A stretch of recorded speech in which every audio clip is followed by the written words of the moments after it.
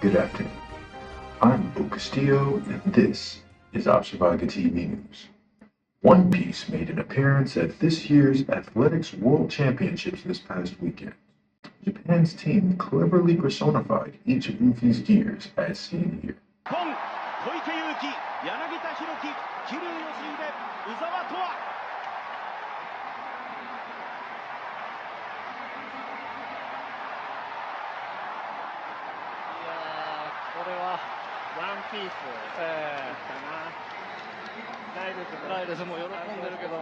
Now, I haven't seen all of One Piece, I'm still in Sky Village, but I think it is cool watching them represent this way. Now, unfortunately, Japan did not win the 100-meter relay race, as Noah Lyles, a known fan of Japan, ended up winning as seen here. The crowd roaring on Japan, but they're a little way down at the moment. USA from the Netherlands, but watch the Canadians with De Grasse. It's Lyles against De Grasse. The two champions over 200 metres, but Lyles is never to be denied his shining moment. He has the last word. An 8th world title for the biggest showman in the sport. What I like about this story is that Japan is still iconic, even when they don't win. Noah Lyles, if you don't know, was the same racer who was seen revealing a Blue Eyes White Dragon card in his race in 2024. Just start right at the top with the world champion. Here he is, Noah Lyles. Yeah, let's start with the world champion. Lyles has since become a 4-time world champion in the 200-meter race, winning gold in 2019, 2022, 2023, and 2025. So I guess the moral of this story is that regardless of who wins, Japan is still winning in terms of culture. In other news, Demon Slayer Infinity Castle is now in theaters. If you haven't seen it yet, don't worry, I haven't either. But that's okay, because it's set to stay in theaters until December, so you still have a couple of months left if you haven't seen it. So far, Demon Slayer Infinity Castle has become the highest grossing Japanese film worldwide, generating over $750 million at the box office.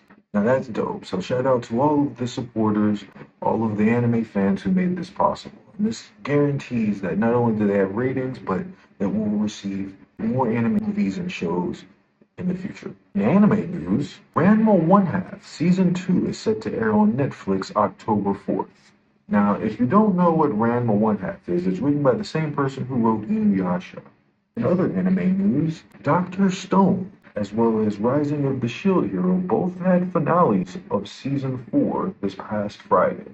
Now, I haven't caught up on either Shield Hero or Dr. Stone, but I am excited to see that they made it to the 4th season, so we'll probably be getting a Season 5 coming soon. Now, I have seen the first 2 seasons of Dr. Stone and Rising of the Shield Hero, and I do have to say that they're pretty top tier.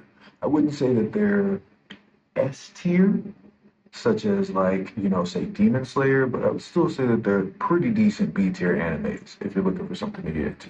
Also, Dragon Ball announced that they will be opening their first store in Tokyo, Japan, November 14th. Not many visuals have been released yet, except for a banner made by Toei Animation showing that it is a legit franchise. According to sources, the store will have exclusive merchandise, immersive decorations, and a one-of-a-kind shopping experience. The store marks the 40th anniversary of the show's debut in 1986. Now, I'm very glad to see this story, as we did lose Akira Toriyama here recently, so it's good to see that his legacy is still thriving. I actually just finished rewatching Dragon Ball Z, and right now I'm starting again Super, so this is just perfect timing. And our final story of the day, Doug Bowser, CEO of Nintendo, announced that he will be retiring at the end of the year come December 31st. Now, if you're not familiar with Doug Bowser, he actually joined Nintendo in 2016, serving for 10 years. He was then promoted to CEO in 2019. The name Bowser is actually just a coincidence, but it is a little bit weird how the CEO of Nintendo's last name is Bowser, and one of the main characters is also Bowser. When asked about his name and what he thought of the coincidence, Bowser said, "It's a signal to me that we have an amazing, passionate following, and our fans are embracing it. It is ironic that we share the same name, and there are times when it's fun and we play with it, but we are two very, very different characters. However, I am not tired of it at all. Well, on behalf of myself and Observaga, I would like to say thank you, Mr. Bowser, for his 10 years of service at Nintendo. Well, that's it for today. If you have any thoughts, feel free to comment, like, and subscribe. Thank you very much. I'm Bo Castillo, and this is ObservagaTV News.